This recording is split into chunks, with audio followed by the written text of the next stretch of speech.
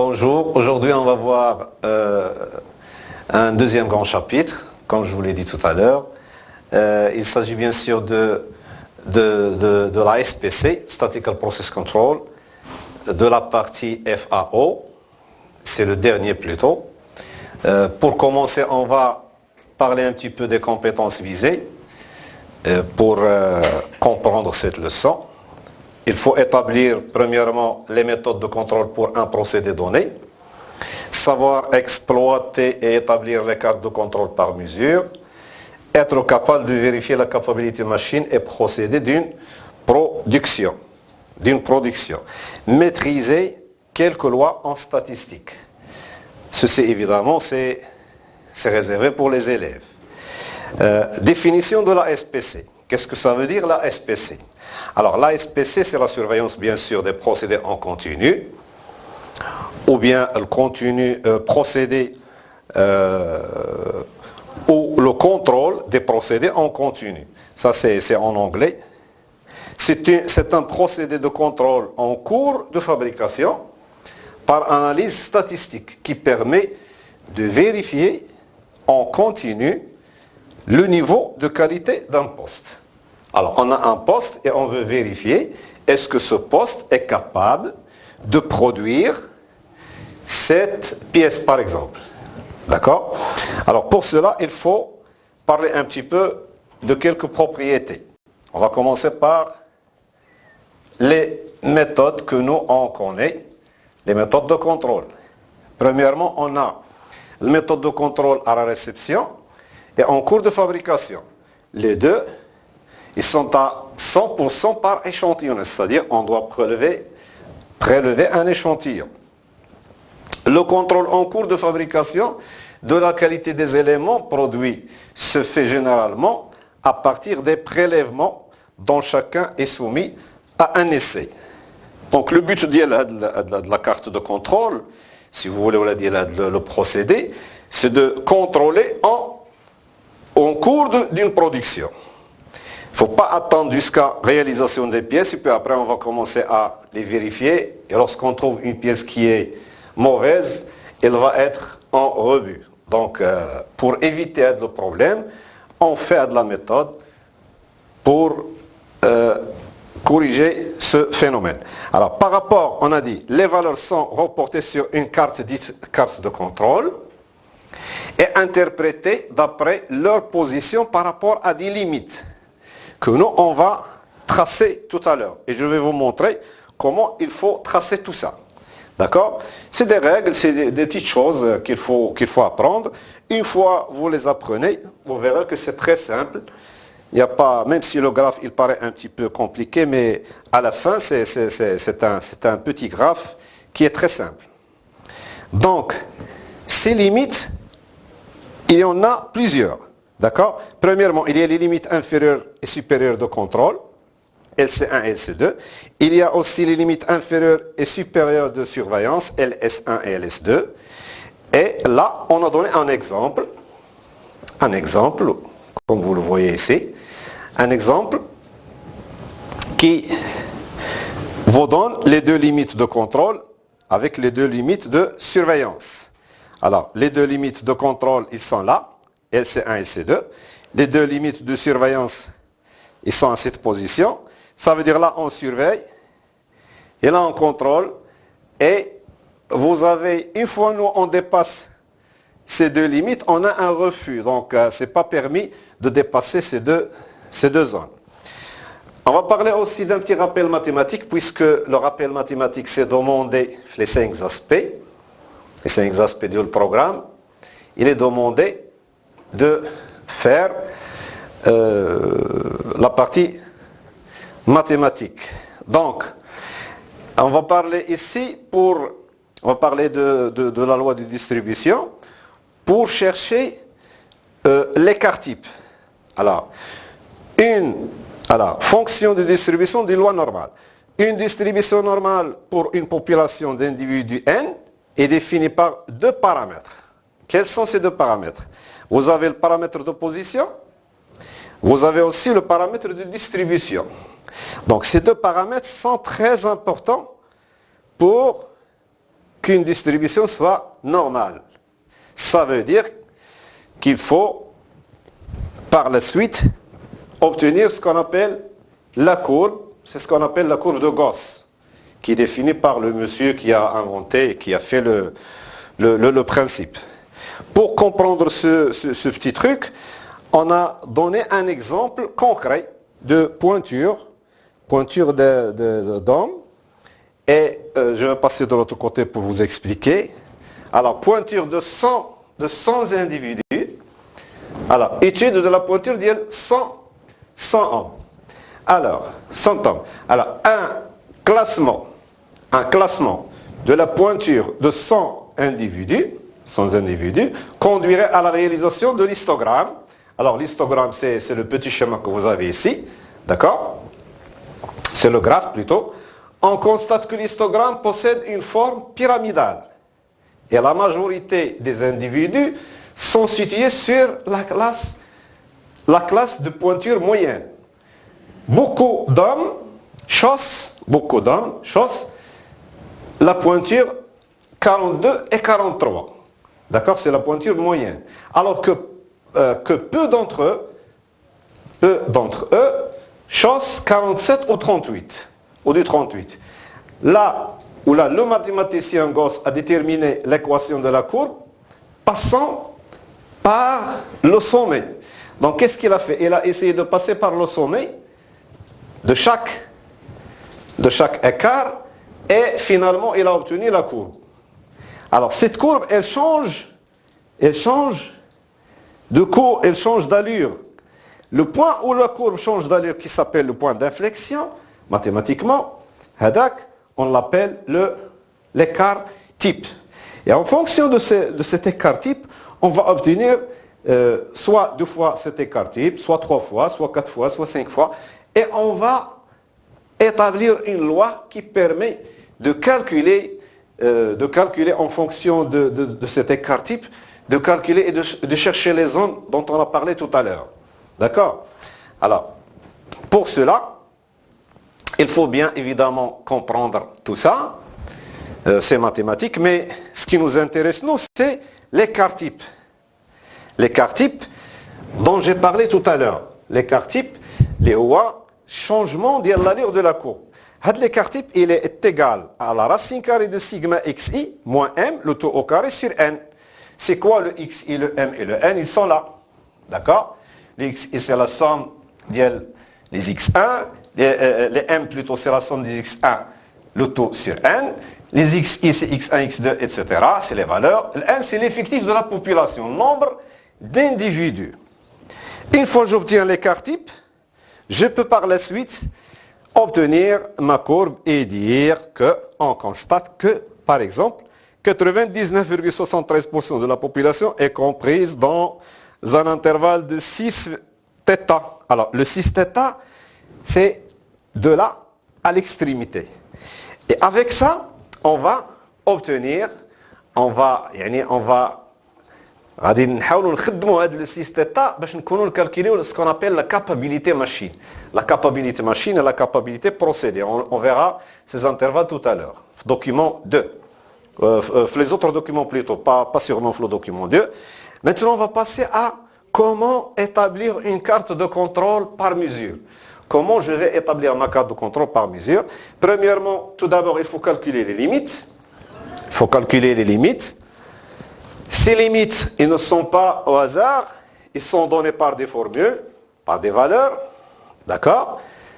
Alors, où chaque limite, évidemment, chaque limite est définie par sa formule. Les formules, vous n'êtes pas obligé de les apprendre par cœur, ils sont toujours donnés, les examens, avec les effectifs.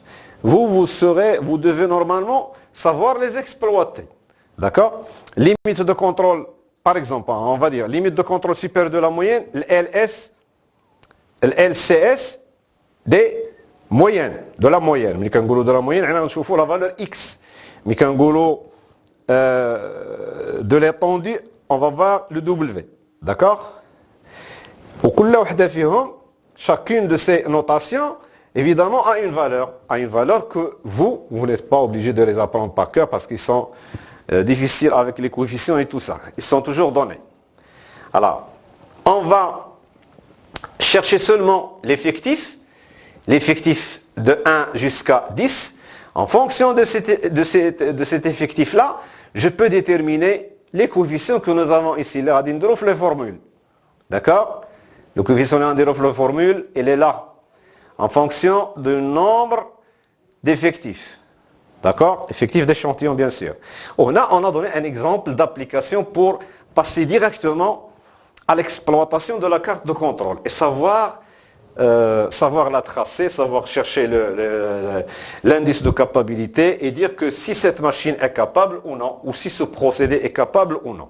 Exemple, il s'agit de calculer un diamètre 32 F8. D'accord? Le tableau ci-dessus donne les écarts en microns. Complétez le tableau de relevé ci-dessous en calculant les moyennes et les étendues. Pour calculer les moyennes et les étendues, ça c'est demandé aux élèves. Les choses qui restent ici vides, ils sont à compléter par les élèves. Donc, les échantillons, on les a ici. D'accord? Les prélèvements, ils sont là. Tous les heures, on prélève un échantillon de 5 pièces. D'accord? La somme, il va nous donner 49,2. Ça, c'est la somme de tout ça divisé par 5. Ça donne ça.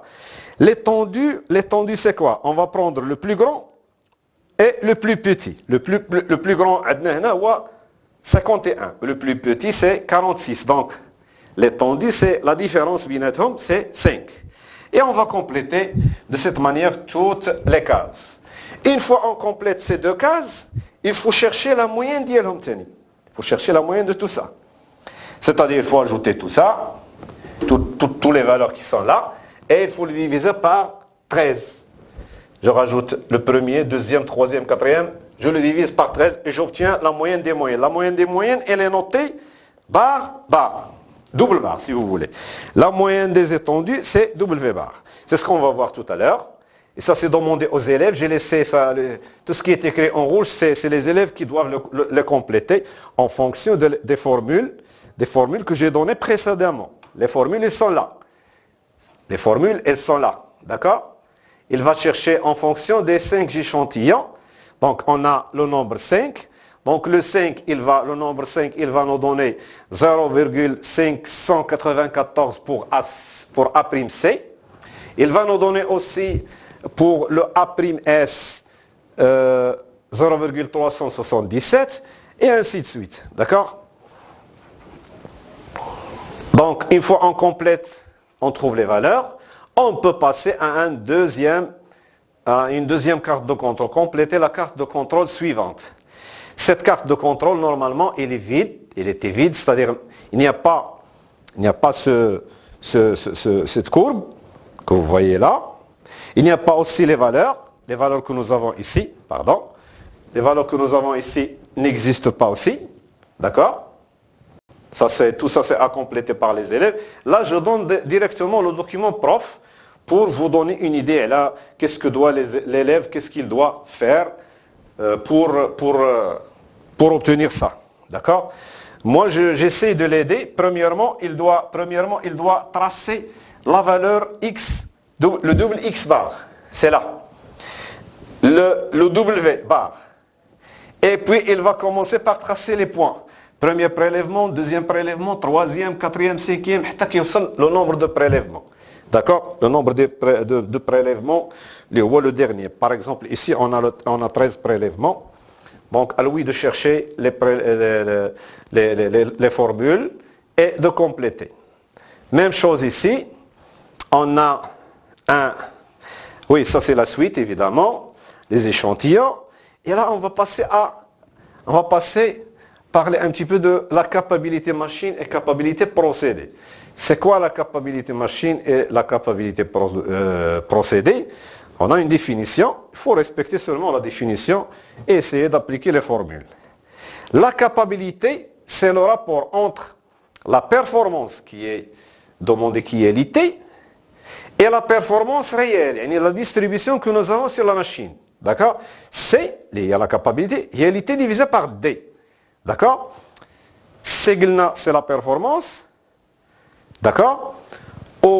D, c'est la dispersion. Il existe deux types d'indices de capacité.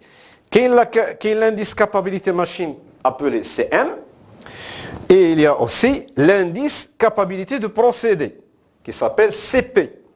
D'accord? Avec évidemment leur indice. Avec leur indice respectif. Le premier indice pour le premier c'est CMK, le deuxième c'est CPK. On va commencer par la capacité machine. Alors, la capacité machine est l'aptitude, notez bien, est l'aptitude d'une machine à réaliser ou non l'opération qu'on lui demande. Donc, moi, je veux réaliser une opération sur ma machine pour une série de données. Est-ce que ma machine est capable de faire toutes mes pièces tout en restant dans l'intervalle ou non? Si elle reste, on dit que cette machine, elle est capable. Si elle ne peut pas, c'est l'inverse. D'accord? Adawa, le mot capacité. Puis par la suite, on va essayer maintenant de chercher essayer de déterminer les CM ou les CMK.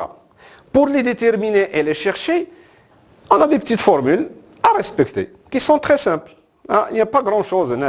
Donc CM réalité sur 6 fois θ0. θ0, on va voir tout à l'heure le θ0, le sigma 0 plutôt, c'est quoi? Alors le sigma 0, on va l'avoir tout à l'heure en appliquant un deuxième exercice, le bas. Alors, on a les formules, on va se contenter des formules et on va essayer de les appliquer tout à l'heure. Tout à l'heure, on va essayer de les appliquer. Les documents qui vont venir tout à l'heure. D'accord? Donc, on a l'IT, évidemment, tolérance supérieure moins tolérance inférieure. CMK, l'indice, le mini de la tolérance supérieure, c'est-à-dire l'IT sur 3 fois sigma 0. C'est un couple. Il faut chercher le mini de le couple. Alors, si vous trouvez par exemple, il y en a 2, on a 3, vous prenez le 2, le mini. D'accord? Donc, le mini de les deux formules. L'analyse des résultats. Si CM ou CMK sont supérieurs ou égaux à 1,33, alors que la machine n'a qu'un goulot capable de réaliser les spécifications attendues. Les spécifications attendues, voilà. Si ce n'est pas vrai, c'est-à-dire inférieur, non, la machine est non capable, bien sûr. Alors, même chose pour la capacité procédée. C'est la même chose, d'accord? On doit être toujours supérieur strictement à la valeur 1,33. 1,33. 1,33, c'est déterminé en fonction de la courbe de Gauss pour un écart type donné. On va voir tout à l'heure. On a un exemple. Exemple de calcul. On dit que la tolérance est 0,035. On a 0,035. En faisant des prélèvements au hasard, des échantillons, des pièces, voire tableau ci-dessous, on a un échantillon. On a 1, 2, 3, 4, 5. D'accord? On a mesuré, il y a des pièces, pièce, alors, ça c'est pièce 1, 2, 3, 4, 5, 6, 7. On a 30 pièces, là où il y a un goulot. 30 pièces. Le nombre d'échantillons, on a 6. C'est les échantillons. D'accord? C'est les numéros d'ordre, bien sûr. Alors, pour calculer, on demande un l'exercice. On a le tableau. Ils nous ont donné ce tableau. Et on va voir les questions. C'est un exercice. C'est un exercice d'application. Déterminer la moyenne des échantillons X bar et déduire l'écart type estimé, les O sigma 0, de la population des pièces, sachant que l'écart type sigma égale 0,0104 mm et sigma 0 égale sigma la racine carrée de n sur n-1. Alors, comment calculer ça? Il suffit d'appliquer évidemment cette formule. Alors la valeur de sigma, il faut le mettre ici. Le n-1, c'est le nombre, n c'est le nombre d'échantillons, c'est le 6. Et vous allez trouver la valeur. Je vous donnerai tout à l'heure, on va passer directement. Alors on va chercher directement le résultat. D'accord? pour aller plus vite, on va chercher directement, voilà. Je ne sais pas si c'est ici ou non. Oui. Voilà. Non. C'est pas grave, même si on va essayer de le trouver. Alors CP la racine carrée. Ça c'est pas l'autre. Oui, ça c'est le deuxième exercice.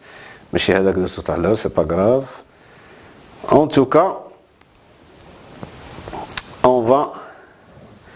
Ça c'est d'autres exercices moyens. On va revenir ici pour. Je croyais qu'il y avait le corrigé. Peut-être je l'ai sur un autre document, c'est pas grave. Alors, la moyenne des moyennes, c'est très simple de le chercher. On verra l'application. En tout cas, il y a d'autres exemples qui ressemblent à celui-là. Alors, exemple typique de carte de contrôle. Alors, une fois on trouve la valeur, c'est très simple. Alors, quand je mets la somme كاملين, on dirait de l'application, pas de problème. Pour calculer l'indice de capacité CM et l'indice de déréglage, عندنا CM هو اللي était sur 6 fois هذه هي كنلقاوها, d'accord? Et on essaie de regarder la carte اللي رسمنا حنا. Alors, la carte اللي رسمنا, si elle ressemble à l'une d'entre وحده من هادو اللي عندنا في هذا الجرافيك, à ce moment-là, on peut dire la description. Est-ce que cette carte, واش مزيانه, واش n'est pas, d'accord? Et là, par exemple, on a cette ressemblance. Notre carte اللي رسمنا اللي درسينا, elle ressemble في l'allure ديالها هذه.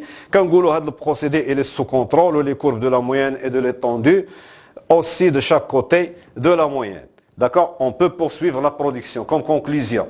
Parce que ça c'est aussi demandé في les examens. غنشوفوا هذا l'exemple d'application اللي عندنا هنا, peut-être هذا il غيكون عندنا الكوريجي باش نوريكم غير pour vous montrer directement comment travailler sur des exercices. Alors, vérification de la capacité de procéder d'un diamètre. Adna le diamètre, adna fait 89 moins, d'accord, moins 0,12, moins 0,33. De l'arbre 15, l'arbre 15 غادي يكون في un document ressources, la page bien sûr تكون en bas. Sachant que la norme exige 1,33 comme valeur mini admise de capacité. La valeur 1,33, il ne faut pas le dépasser. Hein? Il faut plutôt ce compte supérieur ou égal, donc les valeurs qui sont supérieures et strictement. Voilà les X bar, voilà les R ou W, on peut aussi le noter R, d'accord? On demande de calculer les dimensions maxi. TS et mini DM, TI du diamètre D4. Là, on veut chercher le maxi, le mini, c'est très simple. C'est des petites choses les qu'on fait la première année. Pas de problème. Même chose, on demande de calculer X bar, la moyenne des moyennes. 1, 2, 3, 4, 5, 6, 7, 8. Il faut diviser par 8 et vous obtenez la moyenne des moyennes. Même chose. La même chose, ça sera pour le R. Et puis par la suite, il faut calculer l'écart type estimé, qui est égal normalement à R bar sur dn. D'accord? Le dn, il est donné, donc il faut vous trouver ça. Il ne faut pas se tromper de la valeur. Si on se trompe ici, il est foutu. Il ne faut pas se tromper. Voilà l'allure des courbes. Les valeurs, comment on les obtient, les valeurs? Les valeurs, on les obtient en fonction du tableau que nous avons ici. Alors, on a un tableau, le tableau que nous avons ici, on a le tableau, les valeurs, les points. D'accord? 10 valeurs. Donc, si on les compte, on va trouver 10. 1, 2, 3, 4, 5, 6, 7, 8, 9, 10. Et cette séance est, je crois, est achevée. Donc, j'ai donné l'essentiel de ce cours-là. Donc, on a montré comment on calcule les limites. Puis, on a essayé de faire finalement un exercice d'application pour que l'élève soit capable de travailler là-dessus. Bonne chance et à la prochaine.